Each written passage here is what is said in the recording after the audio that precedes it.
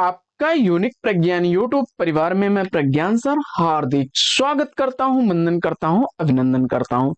प्यारे साथियों, सुबह के 5 बज चुके हैं। जिस प्रश्नोत्तरी 50 का आप बेसब्री से करते हैं इंतजार, आपकी चाहती प्रश्नोत्तरी 50 लेकर के आपके बीच उपस्थित हूं। और जैसा कि आपको विदित है, प्रश्नोत्तरी 50 का मुख्य उद्देश्य आपके अध्ययन का आपको रिवीजन कराना। वन लाइनर शैली में 50 महत्वपूर्ण प्रश्नों को प्रतिदिन सुबह सुबह आप करते हैं रिवाइज।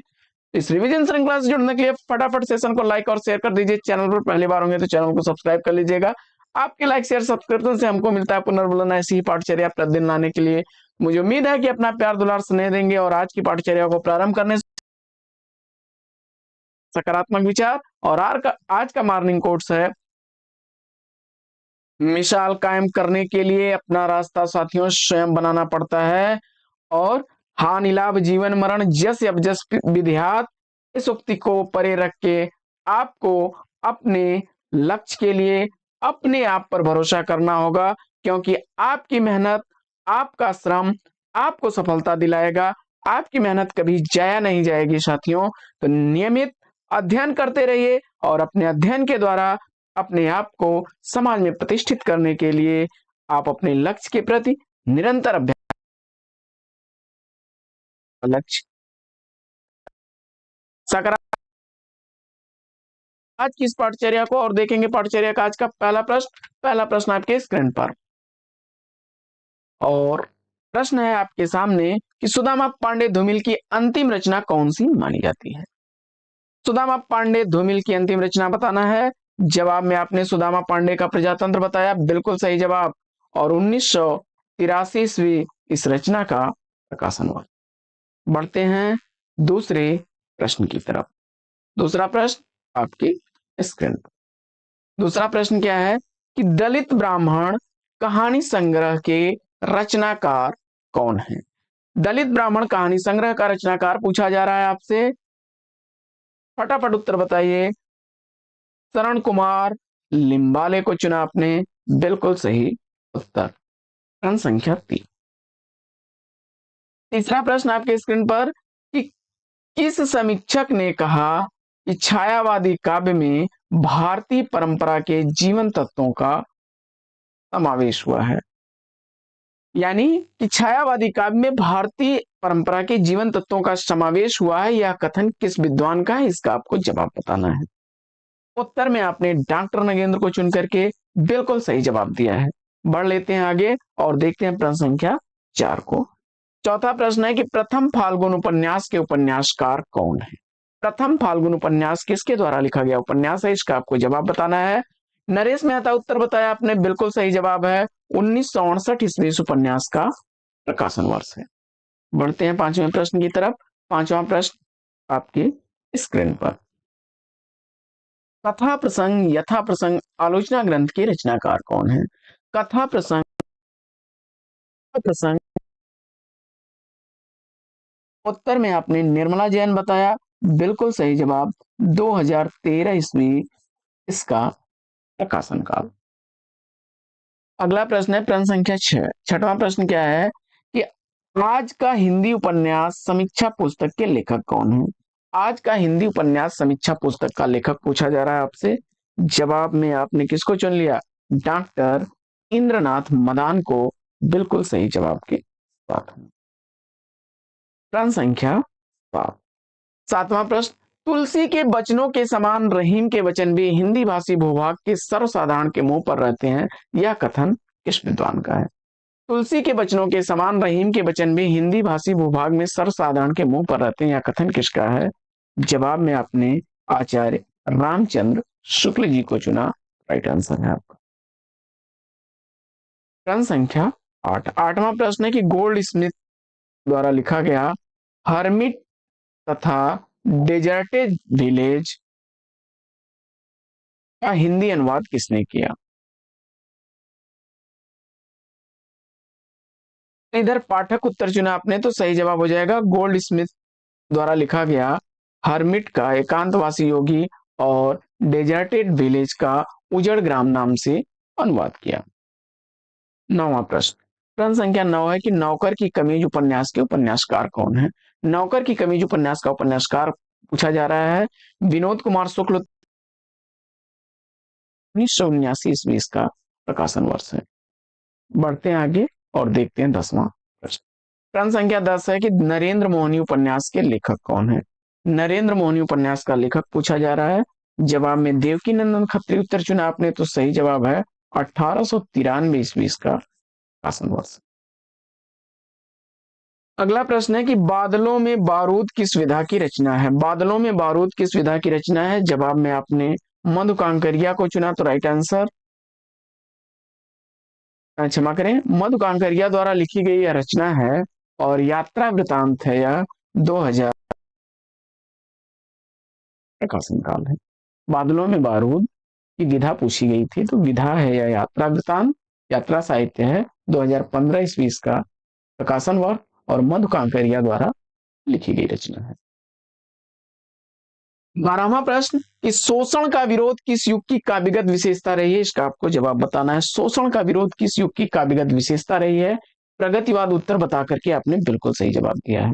13वां प्रश्न, प्रश्न संख्या 13 क्या है कि चूका भी नहीं हूं मैं कृति के लिए साहित्य अकादमी पुरस्कार किस रचनाकार को दिया गया। चूका भी नहीं हूं मैं कृति के लिए साहित्य अकादमी पुरस्कार किस रचनाकार को दिया गया। जवाब में आपने शमशेर बहादुर सिंह को चुना, तो बिल्कुल सही जवाब है और 1977 ईस्वी का प्रकाशन वर्ष है। प्रश्न संख्या 14, 14वां प्रश्न कि आधुनिक हिंदी में व्यवहारिक आलोचना का जनक किसे माना जाता है। आधुनिक हिंदी में व्यवहारिक आलोचना का जनक पूछा जा रहा है। जवाब में आपने बालकृष्ण भट्ट जी को चुन लिया, तो राइट आंसर के साथ।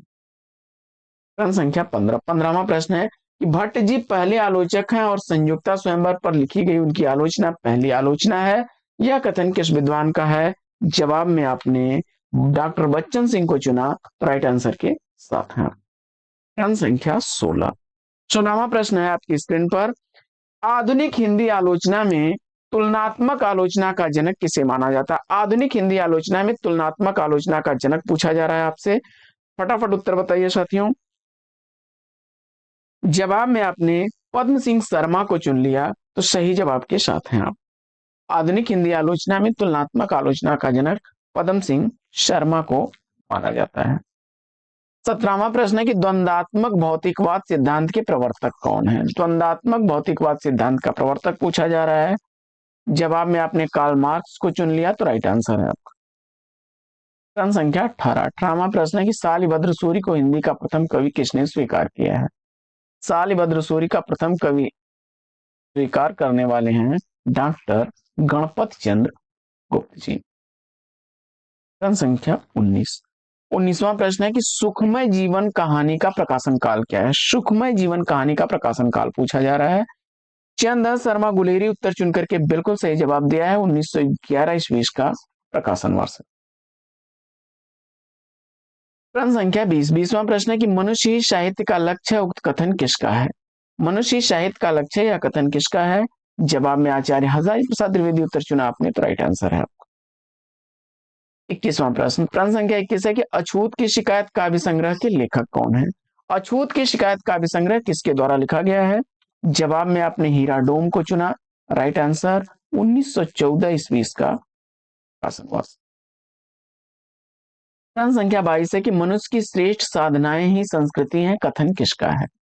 मनुष्य की श्रेष्ठ साधनाएं ही संस्कृति है, यह कथन किसका है। जवाब में आपने आचार्य हजारी प्रसाद द्विवेदी जी को चुन लिया, तो राइट आंसर के साथ है। प्रश्न संख्या 23, 23वां प्रश्न है कि खादी के फूल का प्रकाशन काल क्या है। खादी के फूल का प्रकाशन वर्ष पूछा जा रहा है आपसे। हरिवंश राय बच्चन उत्तर चुन करके बिल्कुल सही जवाब दिया है। 1948 ईस्वी का प्रकाशन वर्ष। प्रश्न संख्या 24, 24वां प्रश्न है कि पथ के साथी संस्मरण की लेखिका कौन है। पथ के साथी संस्मरण का लेखक लेखिका पूछा जा रहा है। जवाब में महादेवी वर्मा को चुना आपने, तो राइट आंसर है 1956 ईस्वी का प्रकाशन वर्ष है। प्रश्न संख्या 25, 25वां प्रश्न है कि काव्य सर्जन एक प्रकार का ईश्वरीय उन्माद का परिणाम है, यह कथन किस विद्वान का है। जवाब में आपने प्लेटो को चुन लिया, तो राइट आंसर है आपका। प्रश्न संख्या 26, 26वां प्रश्न है कि तनी हुई रस्सी जिस पर नाचता हूं पंक्ति के रचनाकार कौन है। तो तनी हुई रस्सी जिस पर नाचता हूं यह पंक्ति किसके द्वारा लिखी गई है। जवाब में आपने अज्ञेय को चुना, तो राइट आंसर है आपका। प्रश्न संख्या 27, 27वां प्रश्न है कि जूही की कली कविता को किस संपादक ने अपने पत्र में बिना प्रकाशित किए वापस कर दिया था। जूही की कली कविता को किस संपादक ने अपने पत्र में बिना प्रकाशित किए वापस किया था? महावीर प्रसाद द्विवेदी। उत्तर चुना आपने, सही जवाब है आपका। प्रश्न संख्या 28।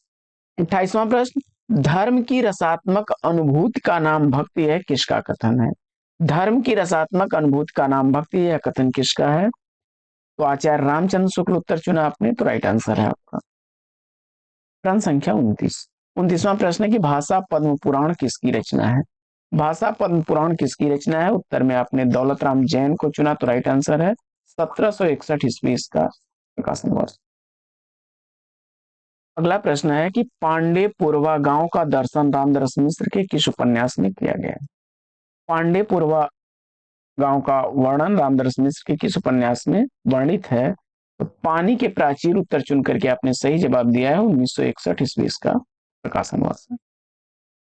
प्रश्न संख्या 31। 31वां प्रश्न है कि करुणा उपन्यास के उपन्यासकार कौन है? करुणा उपन्यास का उपन्यासकार पूछा जा रहा है आपसे। जवाब में आपने जयप्रकाश करदम को चुना, तो राइट आंसर है। 1986 ईस्वी इसका प्रकाशन वर्ष है। प्रश्न संख्या 32। 32वां प्रश्न है कि मेरीगंज गांव का वर्णन रेणु के किस उपन्यास में वर्णित है? मेरीगंज गांव का वर्णन फणीश्वरनाथ रेणु के किस उपन्यास में वर्णित है? उत्तर में मैला आंचल आपने चुना, तो सही जवाब। 1954 ईस्वी इसका प्रकाशन वर्ष। आगे बढ़ते हैं और देखते हैं प्रश्न संख्या 33। 33वां प्रश्न है कि अलका मोहन राकेश के किस नाटक की पात्र है? अलका मोहन राकेश के किस नाटक की पात्र है? लहरों के राजहंस। उत्तर चुना आपने, तो सही जवाब है आपका। प्रश्न संख्या 34। 34वां प्रश्न है कि तेज धार का कर्मठ पानी चट्टानों के ऊपर चढ़कर मार रहा है, यह पंक्तियां किसकी हैं? केदारनाथ अग्रवाल। उत्तर चुना आपने, राइट आंसर के साथ है। प्रश्न संख्या 35। 35वां प्रश्न है कि क्या स्त्री होना पाप है, यह कथन जयशंकर प्रसाद की किस कहानी से संबद्ध है? क्या स्त्री होना पाप है, यह कथन जयशंकर प्रसाद की किस कहानी से संबद्ध है? उत्तर में आपने आकाशदीप को चुन लिया, तो राइट आंसर है आपका। प्रश्न संख्या 36। 36वां प्रश्न है कि अशोक की चिंता शीर्षक कविता के रचनाकार कौन है? अशोक की चिंता शीर्षक कविता का रचनाकार आपने जयशंकर प्रसाद को चुना, तो राइट आंसर के साथ है। प्रश्न संख्या 37। 37वां प्रश्न है कि कृषक दुर्दशा नाटक के नाटककार कौन है? कृषक दुर्दशा नाटक का नाटककार ईश्वरी प्रसाद शर्मा को चुना आपने, तो राइट आंसर है आपका। प्रश्न संख्या 38। 38वां प्रश्न है कि तिलोत्तमा चंद्रहास अनग नाटकों के नाटककार कौन है? तिलोत्तमा चंद्रहास और अनग नाटकों का नाटककार आपने मैथिली शरण गुप्त को चुना, तो राइट आंसर के साथ है। प्रश्न संख्या 39। रानी केतकी की कहानी को अन्य किस नाम से जाना जाता है? रानी केतकी की कहानी को अन्य किस नाम से जाना जाता है? जवाब में आपने उदयभान चरित के नाम से। इंशाल्लाह खां की कहानी है, तो राइट आंसर है। अगला प्रश्न, इतिवृत्तात्मकता किस युग की सबसे बड़ी विशेषता रही है? तो इतिवृत्तात्मकता द्विवेदी युग की सबसे बड़ी विशेषता रही है। प्रश्न संख्या 41 है कि नामवर सिंह की दूसरी परंपरा की खोज किस पर केंद्रित पुस्तक है? यानी दूसरी परंपरा की खोज पुस्तक किस पर आधारित है? तो आचार्य हजारी प्रसाद को केंद्र में रखकर लिखी गई यह पुस्तक है।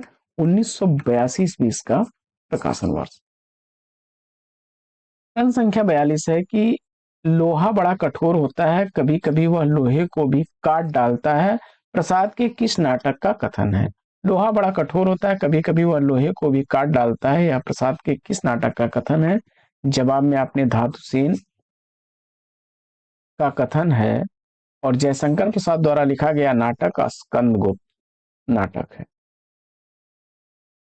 अगला प्रश्न कि तुलसी अकबर से भी महान अपने युग के महापुरुष थे, यह कथन किसका है?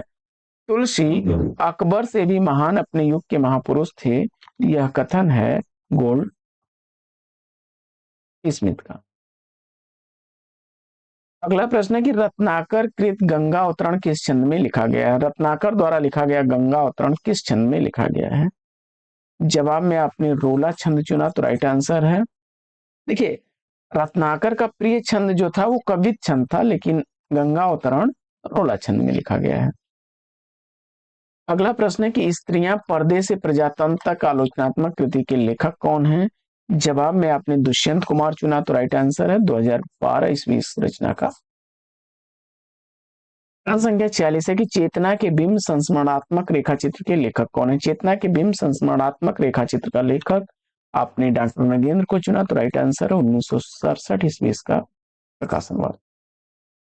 अगला प्रश्न है कि बलचन्मा उपन्यास के उपन्यासकार कौन है? बलचन्मा उपन्यास का उपन्यासकार आपने नागार्जुन को चुना, तो राइट आंसर है 1952 ईस्वी इस उपन्यास का प्रकाशन वर्ष। अगला प्रश्न है कि किसने आदिकाल को जयकाल तथा रीतिकाल को कलाकाल कहा? आदिकाल को जयकाल और रीतकाल को कलाकाल कहने वाले हैं रमाशंकर शुक्ल रसाल।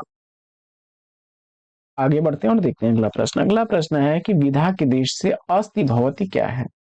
विधा के देश से अस्ति भवती आत्मकथा विधा की रचना है, विश्वनाथ प्रसाद तिवारी की 2014 ईस्वी इसका प्रकाशन वर्ष है। अगला प्रश्न है कि हिंदी साहित्य का आधा इतिहास ग्रंथ के का प्रकाशन वर्ष पूछा जा रहा है। जवाब में आपने सुमन राजे द्वारा लिखा गया यह 2003 ईस्वी का प्रकाशित ग्रंथ है। आज की यह पाठचर्या कैसी लगी कमेंट्स करके जरूर बताइए। आज की इस पाठचर्या में लेंगे यहीं पर विराम, फिर मिलेंगे आपसे अगले वीडियो में एक नए प्रकरण, एक नया टॉपिक, एक नए अंदाज में। तब तक के लिए लेते हैं आपसे विदा। आपका जीवन मंगलमय हो। बेस्ट विशेष बेस्ट ऑफ लक। जय हिंद।